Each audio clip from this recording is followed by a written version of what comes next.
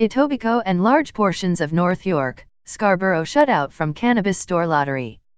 For residents in Etobicoke and North York as well as a large portion of Scarborough, they won't be able to buy cannabis at a store in their communities if licenses are granted as is under the Ontario government's latest lottery. If these lottery winners are all ultimately approved for licenses, we will have 7 stores in Toronto that are on Queen Street alone, Karim Assad, a lawyer who specializes in cannabis laws, told Global News Wednesday evening. The way that it's playing out in practice, like many of us predicted, is not going to result in fair, equitable, safe, dignified access, and if we want to make a dent in the so-called black or underground markets, this isn't going to cut it. The Alcohol and Gaming Commission of Ontario, AGCO, announced the winners of 42 cannabis retail store licenses on Wednesday. Another 8 stores will be located on First Nations reserves and are being approved through a separate process that is currently underway. The second round of licenses comes after an initial round in January saw 25 store locations approved across Ontario. 5 of those locations ultimately opened up in downtown Toronto. Unlike the first lottery for 25 stores, applicants in the latest draw had to show they had secured retail space that could be used as a store if they were selected, and that they had enough capital $250,000 on hand to open it. Those selected now have until August 28 to pay licensing fees and provide a letter of credit for an additional $50,000 to the regulator. In total, the AGCO said 4,864 applicants submitted an expression of interest for the 42 licenses across Ontario announced on Wednesday. In Toronto, 1,240 applicants vied for 13 licenses. However, only 2 of the 13 locations approved are outside of the Old Toronto and East York boundaries, one on Dufferin Street in York and one at the southwest edge of Scarborough on Gerrard Street East. If all of the applications are approved as listed, there will be no physical cannabis retail stores in Etobicoke and North York.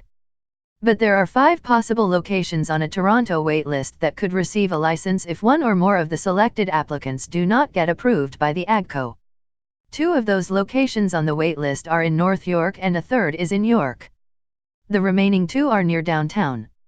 If someone from Etobicoke has to take 2 buses and the subway to get to Toronto to access the store, that's not really fair or dignified access, Sad said, adding the lottery system in place for new locations is not ideal.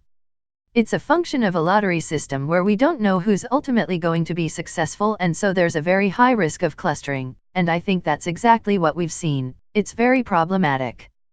Residents currently can order cannabis products online through the provincial government's Ontario Cannabis Store, OCS, website.